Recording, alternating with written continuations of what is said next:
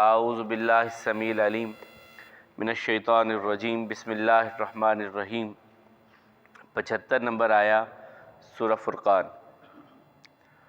اولئک یجزون الغرفۃ بما صبروا ویلقون فیہا تحیۃ وسلاما خالدین فیہا حسنت مستقرا ومقاما قل ما یعبأ بکم ربی لولا دعاؤکم فقد کذبتم فسوف یکون لزاما۔ صدقت یا رب العالمین۔ اولئک یہ ہیں، یجزون بدلہ دے گا ان کو، الغرفۃ بالا خانوں کا، بما بسبب اس کے، صبروا جو انہوں نے صبر کیا، ویلقون اور وہ ملاقات کریں گے، فیہا اس میں، تحیتاً دعا کے ساتھ، وسلاما اور سلام کے ساتھ، خالدین ہمیشہ رہیں گے، فیہا اس میں، حسنت بہت خوبصورت، مستقرن ٹھکانہ، و مقامہ اور رہنے کی جگہ۔ کل کہہ دیجئے، ما جو، یا ابو پرواہ کرتا ہے تمہاری، بکم تمہارے ساتھ، ربی میرا رب، لولا اگر نہ ہوتی، دعاؤکم تمہاری پکاریں، فقد پس یقیناً، کذبتم تم جھٹلا چکے، فسوف پسند قریب، یکون ہوگا وہ، لزاما تمہیں چمٹنے والا۔ اللہ ہم سب کی حفاظت فرمائے۔ کل ہم نے پڑھا، اللہ تعالیٰ فرماتے ہیں اللہ کے بندے وہ ہیں کہ جب ان پر اللہ کی آیات کا ذکر کیا جاتا ہے، بیان کی جاتی ہیں، تو وہ گونگے بہرے بن کر گر نہیں پڑتے، بلکہ اس کو سمجھنے کی کوشش کرتے ہیں اور اپنے رب سے دعا کرتے ہیں، اے ہمارے رب ہمیں نیک جوڑے عطا فرما اور نیک اولاد عطا فرما جو ہماری آنکھوں کی ٹھنڈک ہو، اور ہمیں اہل تقوی کا امام بنا۔ پھر اللہ تعالیٰ اب ان کے لیے اجر بیان کر رہے ہیں۔ اولئک یجزون الغرفۃ بما صبروا،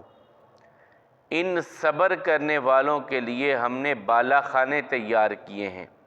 بالا خانے تو ایک تو یہ ہوتے ہیں کہ گھر ہے، گھر کے اوپر والے حصے کو غرفہ، کمرہ جو ہے وہ اوپر چھت پہ بنایا گیا ہو وہ، لیکن اس کے بارے میں، غرفہ کے بارے میں رسول اللہ صلی اللہ علیہ وسلم نے جو وضاحت کی اور بیان کیا، فرمایا کہ اہل جنت میں سے بھی بعض جنت میں اتنے بلند مقام پہ ہوں گے، جس طرح اب تم آسمان پہ وہ روشن ستارے دیکھتے ہو نا، اس طرح غرفہ جو ہوں گے وہ اس طرح ہوں گے۔ یعنی عام جنت والے بھی غرفہ والوں کو یوں دیکھیں گے جیسے ستاروں کو تم دیکھ رہے ہو۔ اتنا بلند مقام جنت میں بھی ان لوگوں کا ہوگا، اتنا بلند مقام ہوگا کہ جس طرح ہم زمین پر بیٹھے ستاروں کو دیکھتے ہیں، اس طرح اہل جنت جنت میں بیٹھ کے غرفہ والوں کو اوپر دیکھیں گے کہ وہ روشن ستاروں کی طرح اس سے بہت بلند ہوں گے۔ بما صبروا کہ انہوں نے صبر کیا۔ صبر کے دو معنی، ایک تو ہے کہ اپنے عقیدے اور ایمان پر جمے رہنا، رک جانا، اور دوسرا ہے کہ اپنے عقیدے و ایمان کی حفاظت میں اگر کوئی مشکلات بھی آئیں تو انہیں سہ جانا۔ تیسرا اس کا معنی ہے کہ اللہ تعالیٰ کی طرف سے جو آزمائشیں آئیں ان کو بھی سہ جانا، یہ صبر ہے۔ تو فرمایا بما صبروا ان کے صبر کی وجہ سے،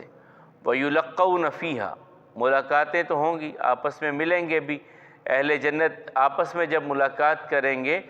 وہ تو اللہ تعالیٰ کی طرف سے بہت نعمت بڑی ہوگی کہ آپ جہاں چاہیں گے، جس ساتھی کے پاس چاہیں گے، جس دوست کے پاس چاہیں گے ملاقات کے لیے جانا، تو آپ کے لیے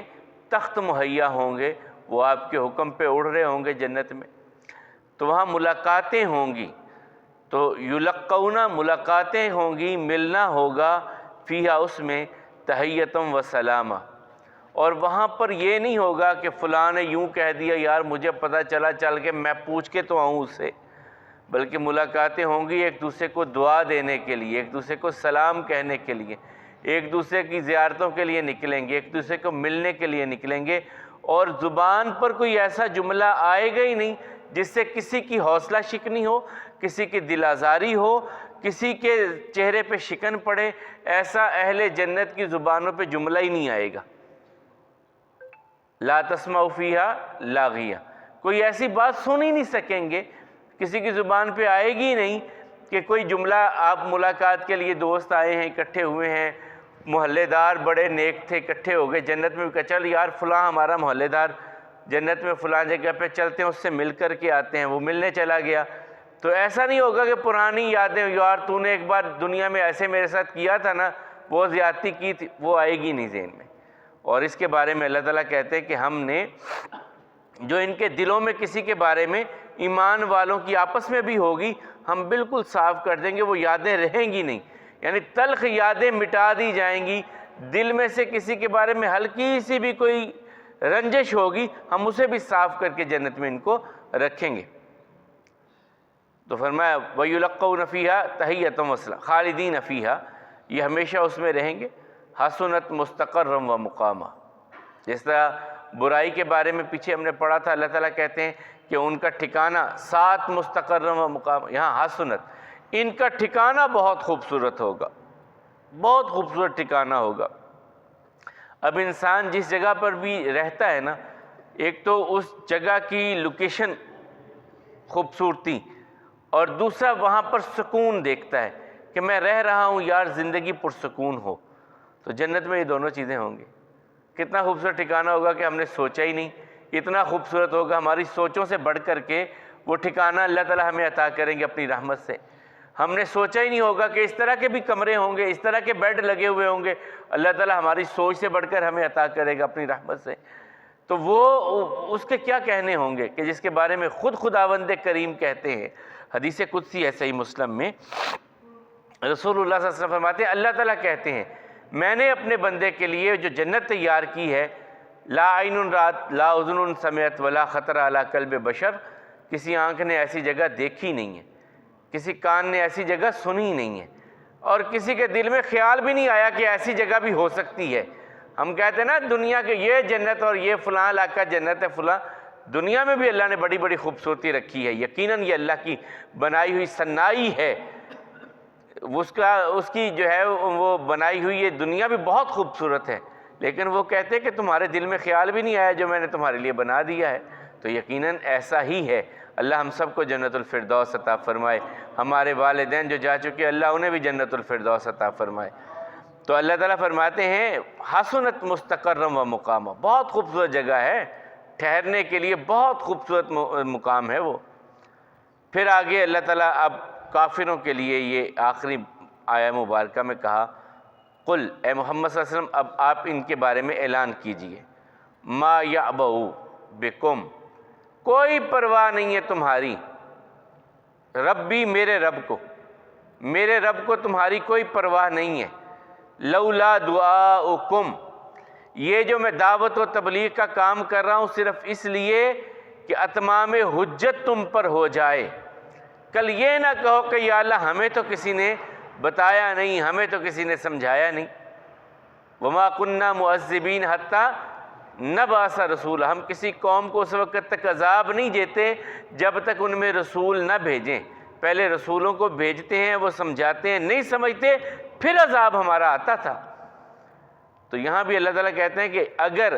ان سے کہیے مجھے تمہاری کیا پرواہ ہے،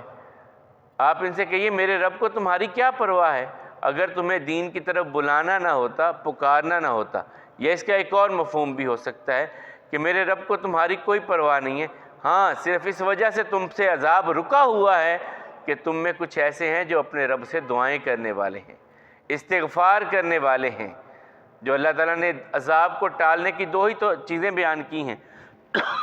ایک انبیاء کرام کا وجود ہوتا تھا، ایک استغفار ہے۔ تو اللہ تعالیٰ کہتے ہیں کیسے اللہ ان کو عذاب دے، یہ مکے والے بار بار عذاب کی باتیں کرتے ہیں، ان میں آپ موجود ہیں اور ان میں استغفار کرنے والے موجود ہیں، تو یہ بھی معنی اس کا ہو سکتا ہے، لیکن وہ پہلا ہی بہتر ہے کہ آپ کے رب کو کوئی پرواہ نہیں ہے فوراً تم پر عذاب آ جائے،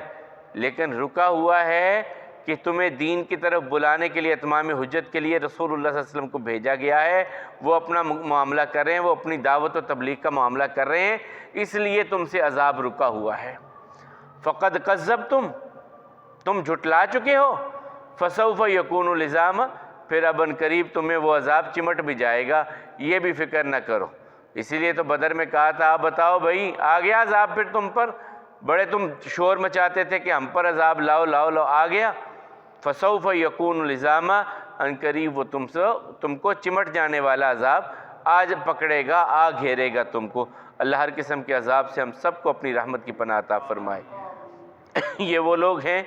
جنہیں بدلہ دے گا بالا خانوں کا ان کے صبر کی وجہ سے، وہ وہاں ملاقاتیں کریں گے اور ان کی دعا سلام ہوگی، ہمیشہ رہیں گے اس میں، بہت خوبصورت ٹھکانہ ہے۔ ان سے کہیے میرے رب کو تمہاری کوئی پرواہ نہیں ہے، اگر تمہیں بلانا نہ ہوتا یقیناً تم انکار کر چکے، اور ان قریب تمہیں وہ چمٹ جانے والا عذاب آنے والا ہے۔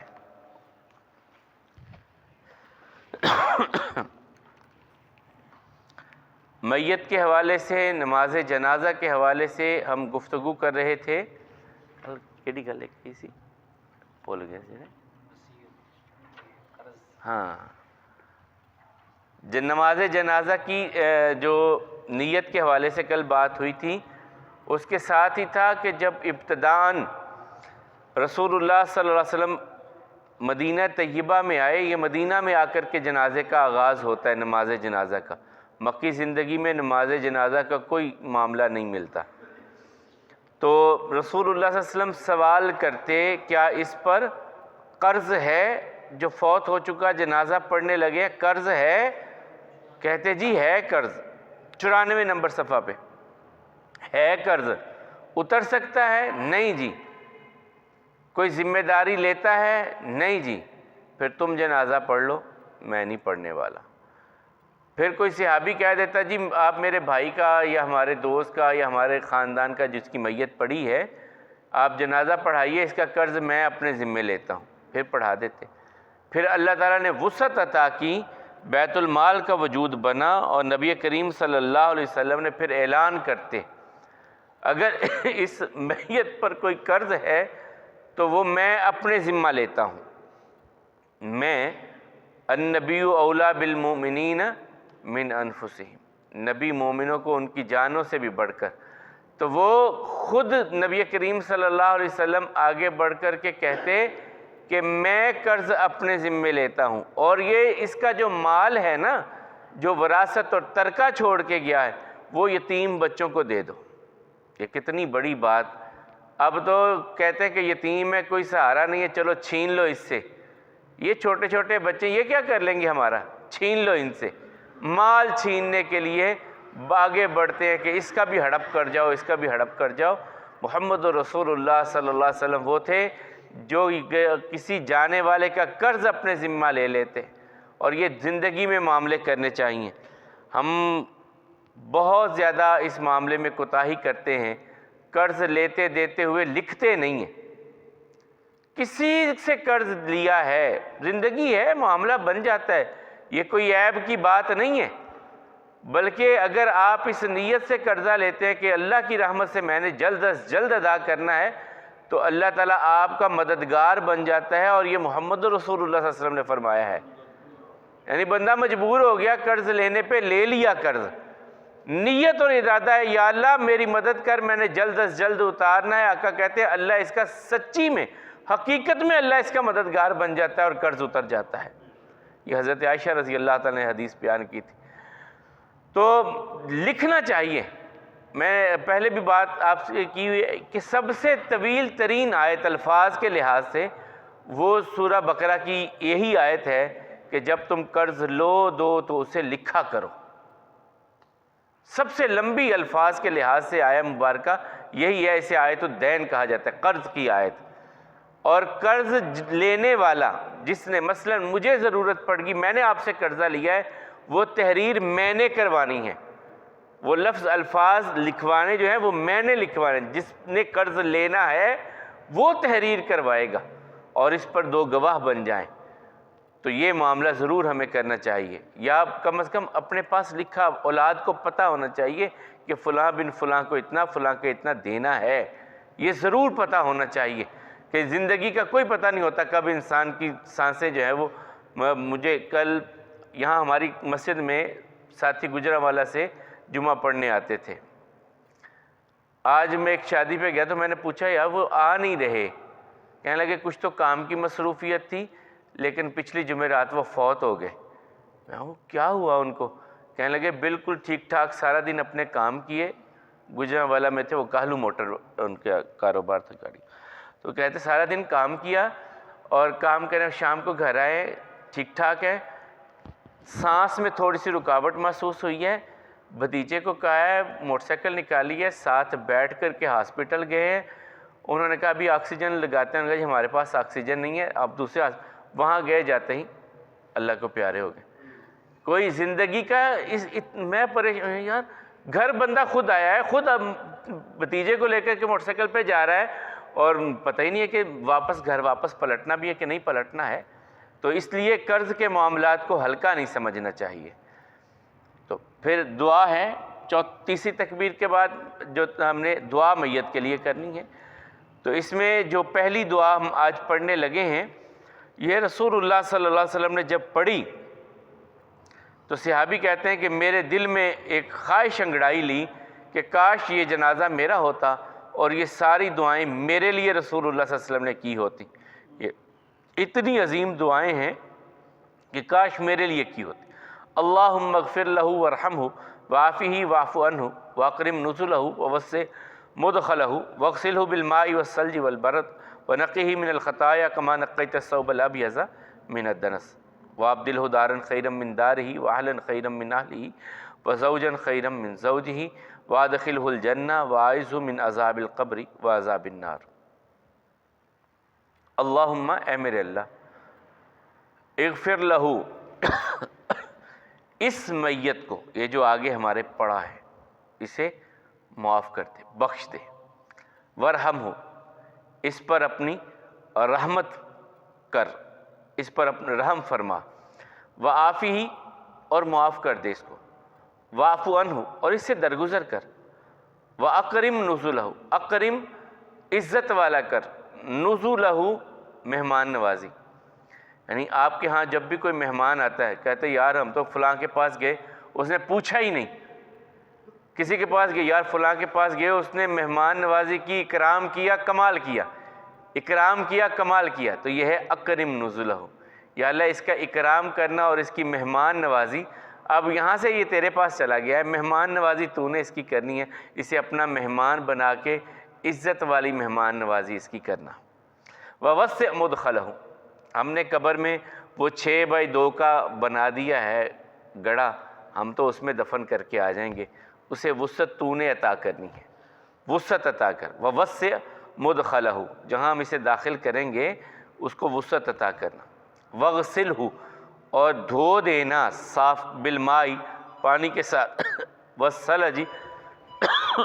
اولوں کے ساتھ، والبرد، اور برف کے ساتھ، ونقہ، اور صاف کر دے، من الخطایا، اس کو خطاؤں سے، گناہوں سے، کما، جس طرح کے نقیتا، صاف کیا جاتا ہے، الثوب، کپڑا، الابیض، سفید، من الدنس،